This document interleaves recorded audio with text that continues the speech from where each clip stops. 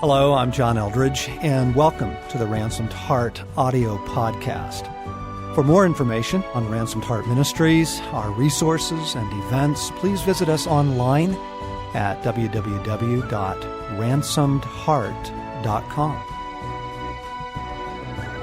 Well, here we are again. Welcome. This is the Ransomed Heart podcast, and I'm Craig McConnell. And we're in the middle of a series taking some excerpts from a product or a resource of ours called Hoping in the Coming Kingdom. That's a great podcast series where we're taking bits and pieces with the desire and the prayer that these would really encourage your heart.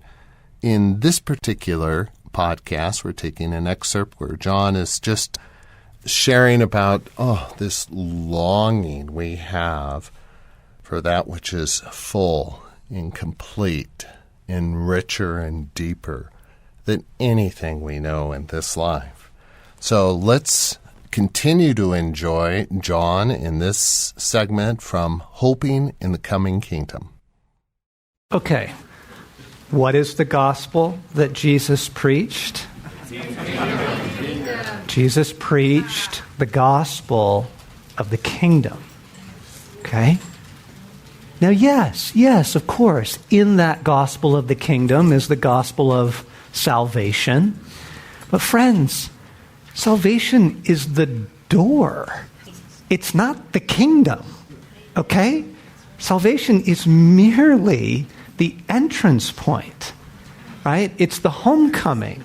But the gospel is not primarily the gospel of salvation. It begins with salvation, but it is the unending kingdom and all the riches and the treasures and the wonders of that. Okay?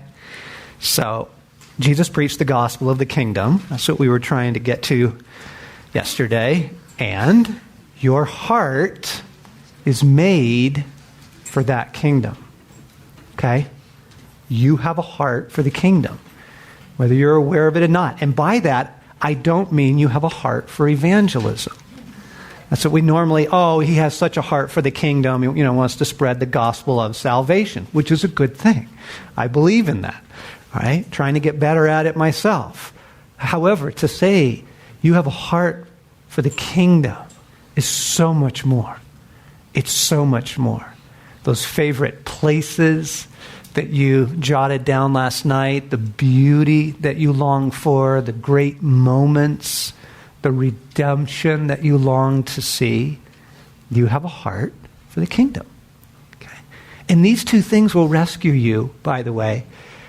They really will. That is going to disentangle you from so much as you begin to allow that to be true. Okay? One of my little pet peeves is we have been, we think we know things because we hear them. We hear a fact, and our intellect says, thank you, I understand that now, and we think we've got it. It's a model of understanding that we got from the news, really. It's kind of a Western sort of a thing of we watch, you get the information, 20 minutes, thank you very much, and you're on.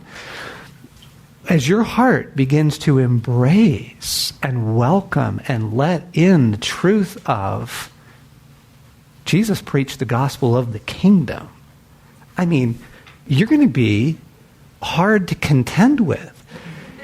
The sheer joy of it. And when you begin to just allow for, I have a heart for the kingdom, you're like, oh my gosh. It just explains frustrations and longings and addictions and anger and disappointments. This is really going to help, okay?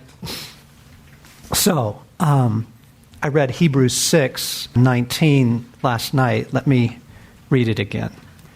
We have this hope as an anchor for the soul, firm and secure. It enters the inner sanctuary behind the curtain where Jesus, who went before us, has entered on our behalf. Okay?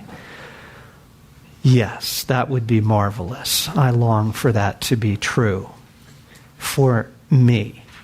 it is true, but now perhaps through some exploring today, it will become more true for us. So that's what I want to do this morning in our first session. I want to dream a little bit about the kingdom. Okay? Towards the end of his life, Jesus is doing his best to convey to his followers what it is he's trying to get across to them, which is the gospel of the kingdom. And he's talking about the end of the age and what happens next. And the way that he chooses to describe it and phrase it is absolutely stunning. All right, this is from Matthew 19. Listen to this. Jesus said to them, I tell you the truth.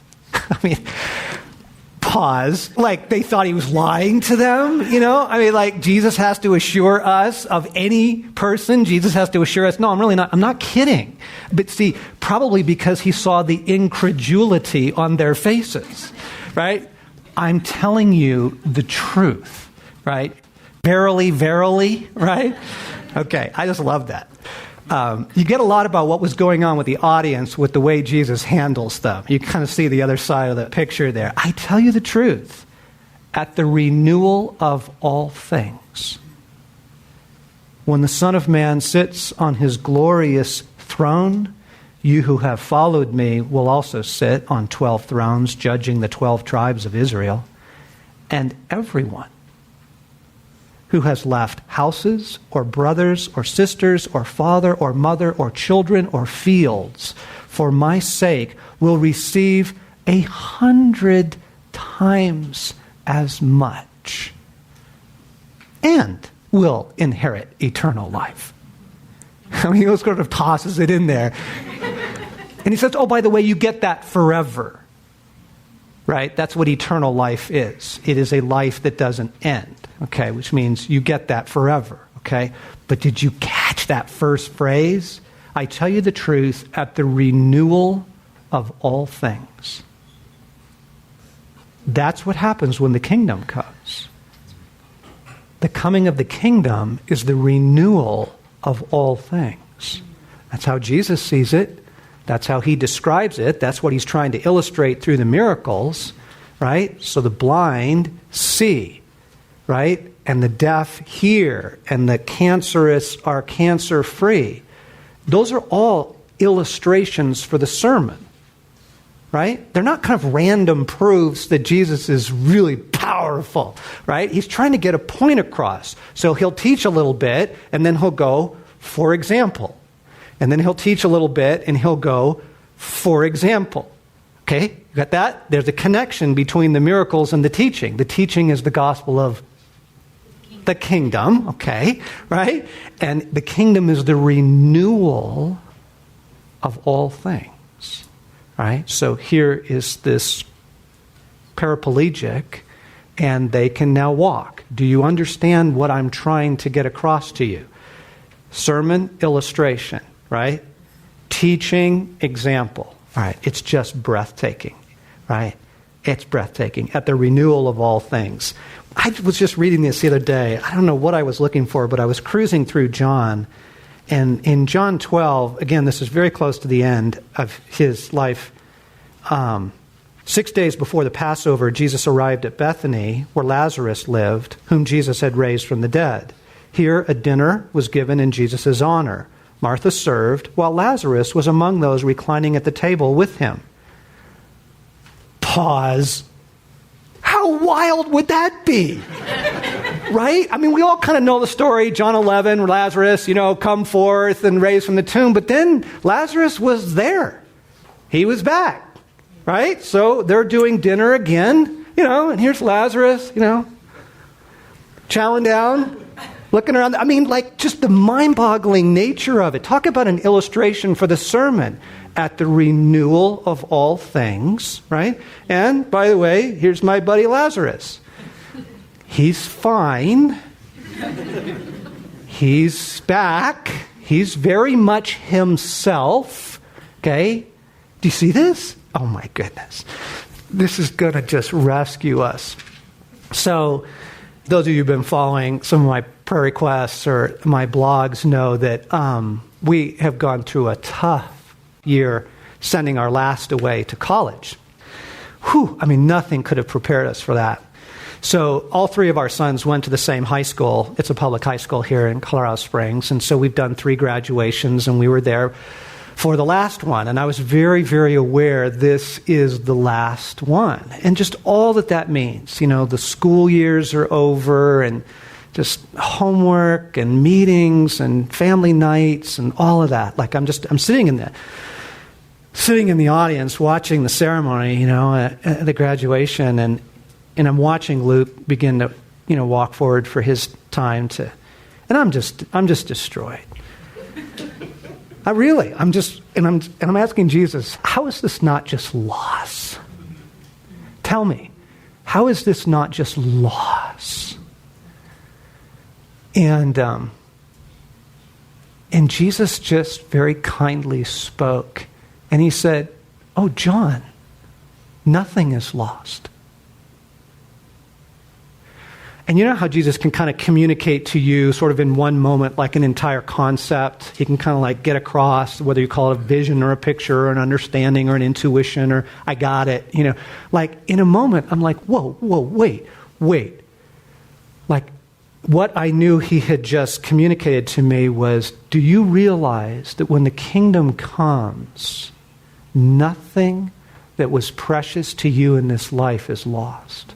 No memory, no event, none of your story or theirs, nothing is lost. I hope your heart is being stirred in some deep way, and that your own longings and desires are surfacing for that which the kingdom will bring to us.